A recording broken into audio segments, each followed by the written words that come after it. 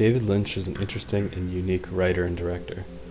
Lynch neatly meets all the criteria of an auteur, and as we take a look at his work, I'd like to first explain his films through the lens of the three premises of auteur theory, those being 1. Technical competence, 2. Distinguishable personality, and 3. Interior meaning. Lynch is undeniably a competent director whose shots can speak for themselves, but Lynch, in 1970, also attended the prestigious Center for Advanced Film Studies, now called the American Film Institute, after creating a couple short films that gained him some level of notoriety. As for distinguishable personality, Lynch may be up there as having the most distinguishable personality in his films, with critics and viewers often referring to oddities in films, whether by Lynch or by another director, as Lynchian.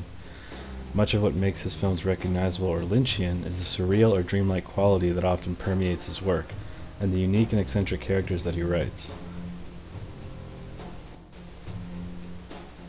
Events that happen in his films often seem arbitrary or unexplained, which some may even see as style over substance, but ultimately he leaves much up to the viewer's interpretation.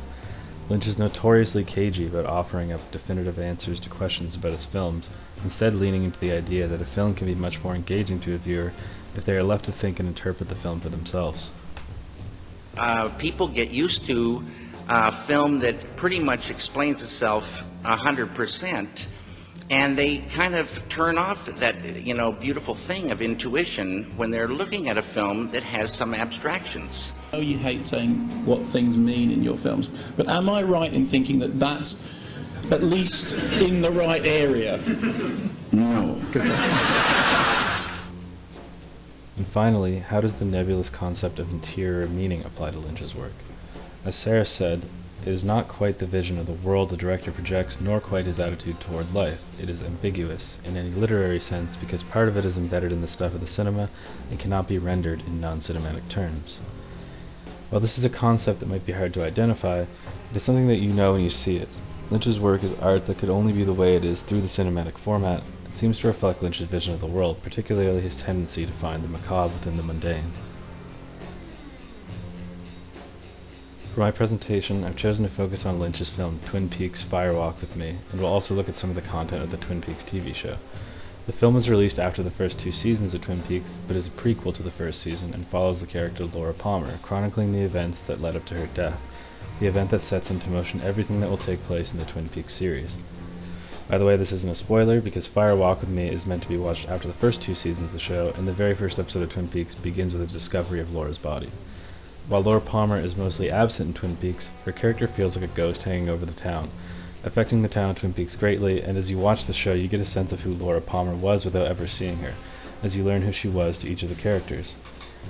In Fire Walk with Me, we get to see a more definitive glance into the life of Laura Palmer before her death. I won't go into much detail about specific story events, as I think everyone should watch the series and film, and because the journey of watching is more important than the specific events that take place. For all of Lynch's quirks, Twin Peaks is actually shot mostly with traditional continuity editing. That is, it creates shot patterns that shape space and time to approximate a closed and coherent fictional world, and it constructs a logic and rhythm that mimic human perception, as said by Timothy Corrigan.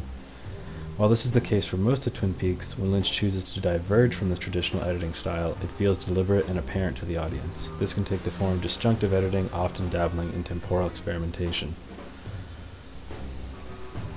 Much of Lynch's work, including Twin Peaks, could be categorized as feminist. While Twin Peaks is filled with beautiful women and could at times border on scopophilia meant for the male gaze, Lynch writes interesting and complex female characters who take an active role in their stories, unlike in Mulvey's critique of traditional Western cinema, only giving an active role to male characters and an active gaze to male viewers.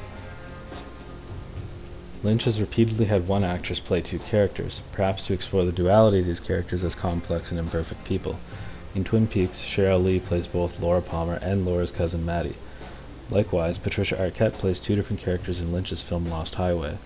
While Laura Palmer is ultimately victimized in a way that might be typical in the horror genre and meant for the male gaze, I believe, especially in Fire Walk with Me, we see the events of the story through the female perspective of Laura Palmer, as opposed to the rest of Twin Peaks, which mostly takes place through the perspective of Dale Cooper.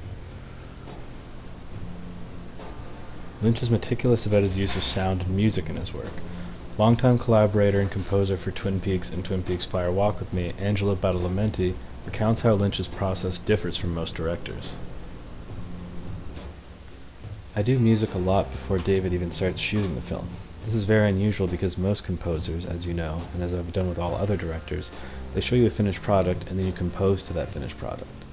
David sees what he's going to shoot by listening to the music, and very often he'll take that music into the set and let the actors move and speak at that pace.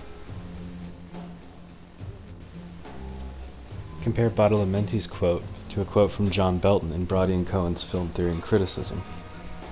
The perception of sound is necessarily bound up with perception of the image. The two are apprehended together, though sound is often perceived through or in terms of the image and, as a result, acquires a secondary status.